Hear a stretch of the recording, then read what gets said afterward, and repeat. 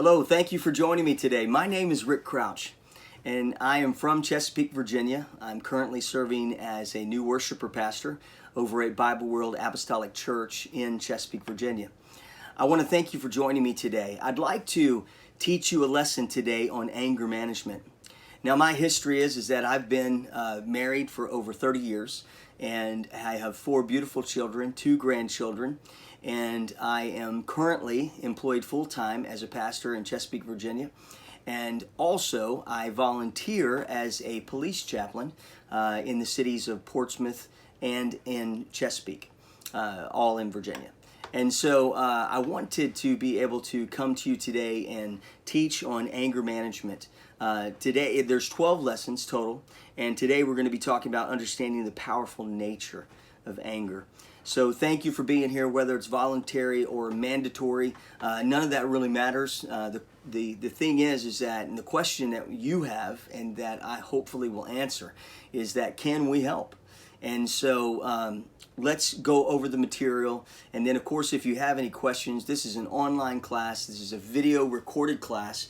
And so if you do have any questions, my information will be provided to you. And then you can contact me if you have any questions or beyond the lesson content today.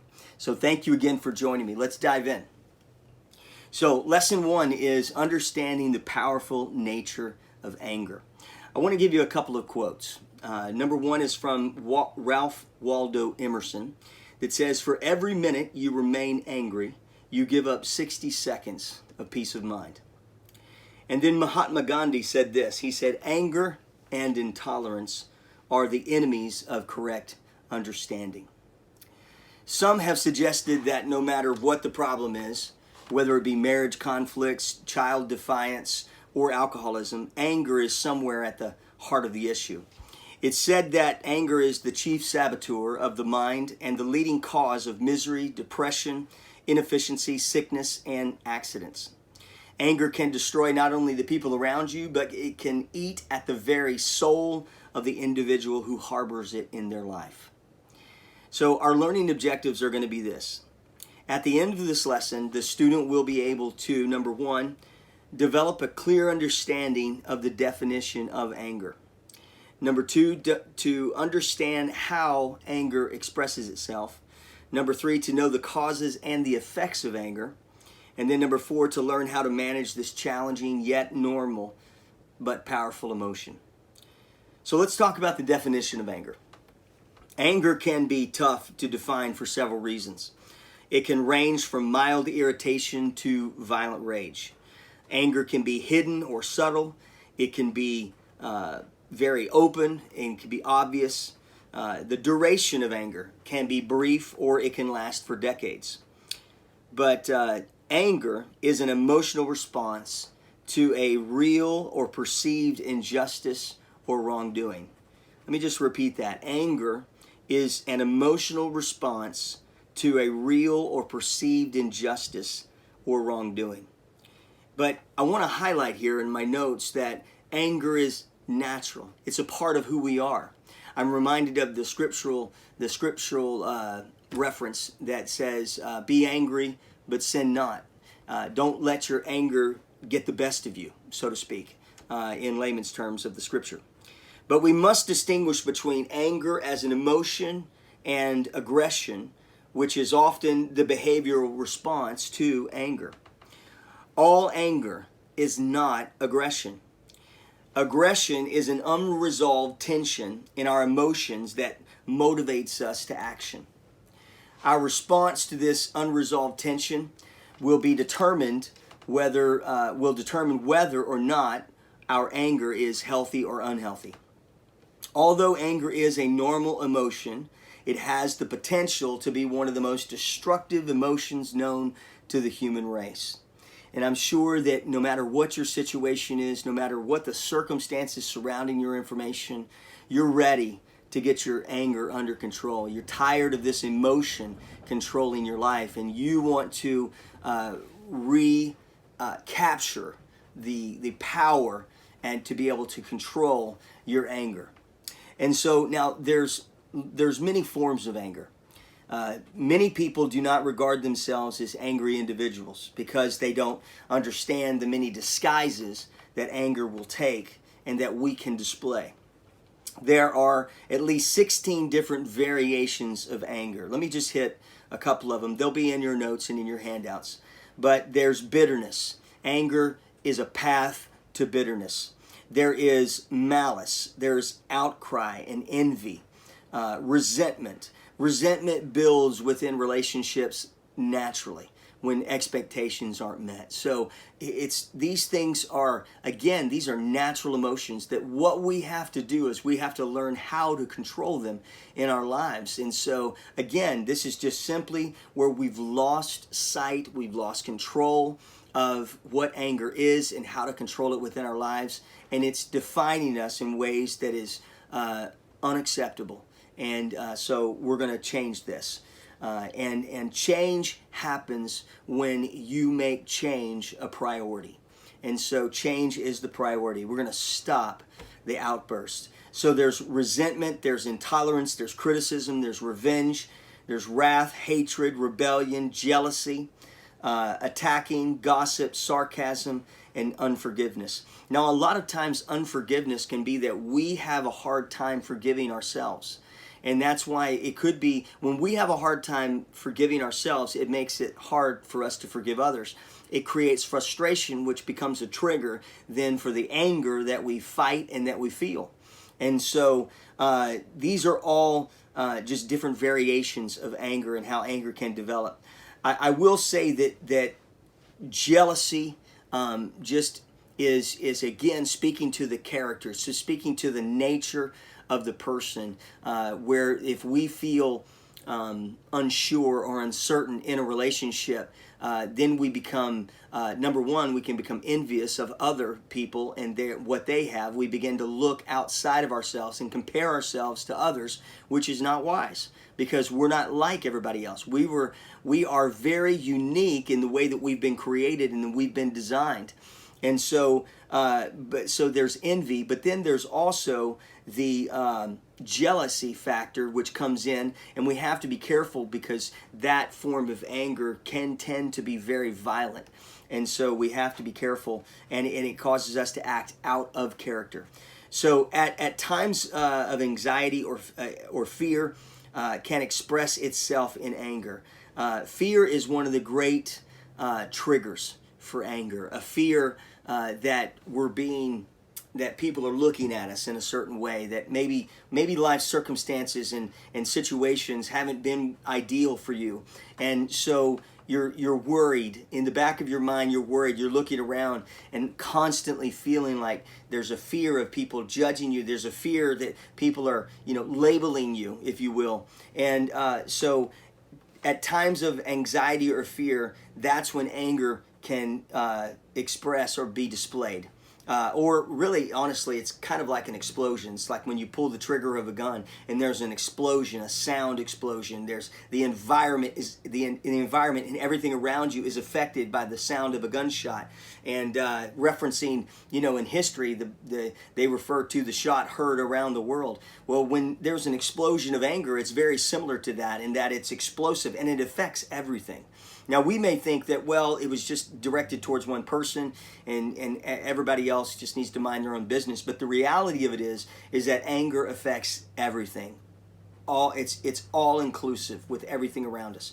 And so a tense or anxious person is much more likely to become an irritable and angry person. And so again, this is all going back to emotions and emotions that are controlling us rather than us controlling our emotions. And so we've got to get a hold on this, and we have to understand exactly what it is, and then we need to recognize what are the triggers for me that causes me to get angry. And so again, a tense, anxious person is much more likely to become irritable and angry. Thus, we can conclude that an angry person can also become a fearful person. A fearful person can become an angry person. There is a path to this, and that's why I said resentment is a path or bitterness, and resentment is a path, or bitterness is a path to resentment. Let me get it together here. And resentment is a path to anger. But it all is a path that leads down to it: frustration, anger, and then explosive outbursts. And so anger always finds an expression. And so the first thing that we'll look at is we'll talk about repression. When we repress our anger, we actually stuff the anger inward by denying and acknowledging that the anger is really there. So a person that is not a talkative person or not an extrovert, you're just not good with sharing your feelings. That's the kind of personality that takes all this anger and just shoves it, or pushes it to the back of the mind. And so repression of anger affects us physiologically. And so it's physical and it's psychological. And so suppression is when we suppress our anger, although we may acknowledge it, suppression is we still put it away and we fail to address it in a healthy way. So the stress here is that the suppression and the repression are both unhealthy ways to deal with anger. And so we have to find another way. Suppression also, many times when we suppress our anger, it can be expressed through criticism. So if we find ourselves becoming critical and we know we have an anger problem, which again is the first step in recovery, is acknowledging I do have a problem. I need your help. And though we're not all experts, we can't from this chair and from this position, we can't fully understand everything you're going through. We can't fully understand the dynamics that you may be fighting right now, or the demographic even. And so everything plays into it. But we're just looking at the basic root definitions and the causes of anger that are common throughout society. And so now anger can be expressed positively or negatively. When anger is expressed positively, we can work through it and we can manage it in a healthy way. I'll just be honest with you and transparent here. I manage my anger as a preacher and as a speaker, as a teacher, a facilitator really, and then also as a volunteer chaplain with the police department. I find a lot of social injustices, and I get angry and I get frustrated, and so I go to the gym, and that's one of my releases. That's one of the way that I let the anger flow through me. And I just go and I've been boxing since I was in high school, and so casually boxing, I should say. And so it's just a matter of it's things that I like to do, and it's how I express myself. So we've got to find the way for you to express in a healthy way your anger. So when anger is expressed negatively, we can have a negative self-focus and begin to shut down, which will result in mismanaging anger in a very unhealthy way. So the next step is causes of anger. Let's talk about the causes of anger. There's disappointment. It's when you're disappointed or hurt or threatened. Betrayal is another one. Injustice. I just mentioned social injustices that irritate me. And so learned behavior. Sometimes as children, we may have grown up in a house where our parents were very angry, or even maybe we were raised by somebody that was angry. It doesn't have to be our parents, but it's just simply learned behavior. And then distorted perception. That's a really funny one, because we can develop these odd sensibilities of how we look at life and how we feel about people. And sometimes when our emotions are unstable or off track or confusing, those are the things that help create a distorted perception. We're not seeing things as they really are, but we're creating a distorted perception of our reality, and maybe of how people feel and how people are responding and reacting. And so that's a tricky one. It sometimes can be very confusing about how to really deal with that and get back to the heart of what's causing and stirring up all this anger. But so those are some of the causes of anger. Now let's look at the effects of anger. And we're not diving deep. As we go through these lessons, we are going to dive a little deeper. But today is more of an introduction into anger management. And so let's continue on. The effects of anger. Anger can be destructive in several ways. Number one, by ventilation, which is blowing up or being quick to express negative forms of outward anger. You know, a quick response is, I got to hit something. I got to make contact some way, some shape or form. I know somebody that's dealing with anger that has broken their hand, broken their phones. And so, and then sometimes it's, you just kind of swipe at the person closest to you. And so, but these are these are ventilations. It's a ventilation. It's just a quick release. Number two, there is by internalizing anger and then holding it again. Again, we're talking about oppression, suppression, and repression. And then number three, by taking vengeance. That's when we decide, you hurt me, I'm going to hurt you. And that's where we get the phrase, hurt people, hurt people. Then there's also, number four is verbal abuse.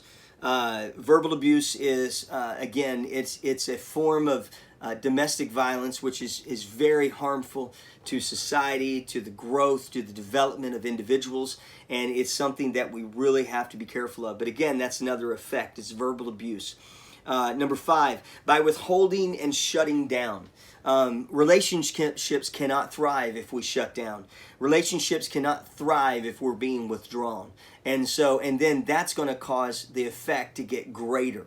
And so that's one of the effects. And that one is an effect that continues to build over time and can really be unhealthy. And then anger can also be constructive. So we looked at the effects of anger, the causes of anger.